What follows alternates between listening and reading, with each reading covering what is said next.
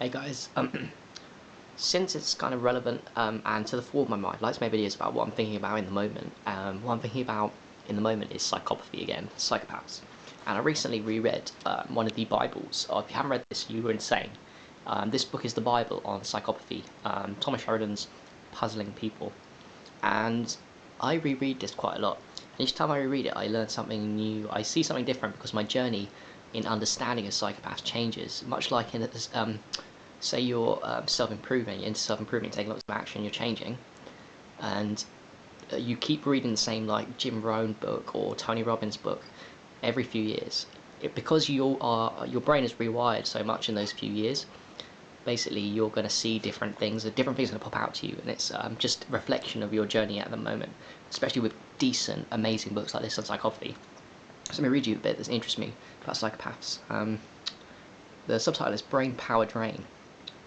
One of the main problems psychopaths have with operating a human body is extreme difficulty with their electrical system.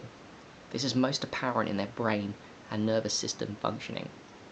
Dr. Robert Hare, PhD, during his research on psychopaths using CAT scan technology, proved beyond a doubt that the brain of a psychopath stores information in a scattered manner instead of in the normal partitioned regions within the cerebral cortex. Part of this involves the lack of vital neurotransmission functioning. Information is then scattered all over the entire psychopathic brain and results in a longer than normal amount of time for the psychopath's brain to retrieve and process information. It's very interesting, right? The next paragraph is even more interesting. Their waking brain functions resemble the activity of a normal person in a light sleep. No matter how educated or not the psychopath is, there's simply not enough of the brain switched on in order to be truly creative, innovative, talented, and seamlessly dynamic in social situations. Certain parts of their brain functions had to be sacrificed in order to maintain their devious agendas and fake personas. Interestingly enough, the brain of a normal person goes into a light sleep mode similar to the psychopath's usual state while watching TV, suspending critical thinking, making the normal brain more inclined to impulsiveness and susceptible to suggestion, just in time for the commercials. Think about that. The brain of a psychopath, we have the prefrontal cortex, we have the willpower, we have audio, visual, and all that stuff. When we're using it, we're doing a specific task, like being creative. The creative part of our brain is going off, just that part. With a psychopath, the information is stored in a scattered manner. It's almost like not that specific part that's creative. That's why psychopaths are not creative at all. Their whole brain lights up a little bit. Instead of focusing on one thing like willpower, one thing like creativity, it doesn't. They have a little bit of the whole brain going. And that's why it says here that, and it's totally true, they just don't have enough of the brain to be switched on in order to be truly creative, innovative, talented, and seamlessly dynamic in social situations. I find that really interesting.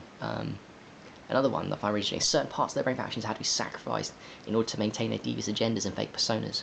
In other words, it takes so much effort to fake being a human being in order to prey on humans. They can't be themselves. A psychopath can't be themselves because, firstly, they're not real. They're not. They can't be themselves because everything is fake, and it has to be fake so that people can accept them for what they are.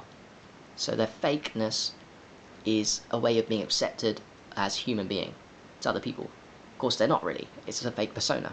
But the point is that there's just too much going on, too much towards the deviousness for them to be normal, to be, like it says here, to be dynamic in social situations, to be creative, talented, funny, to be all these kind of things, because their brain is hooked up on one thing and one thing alone, devious agendas.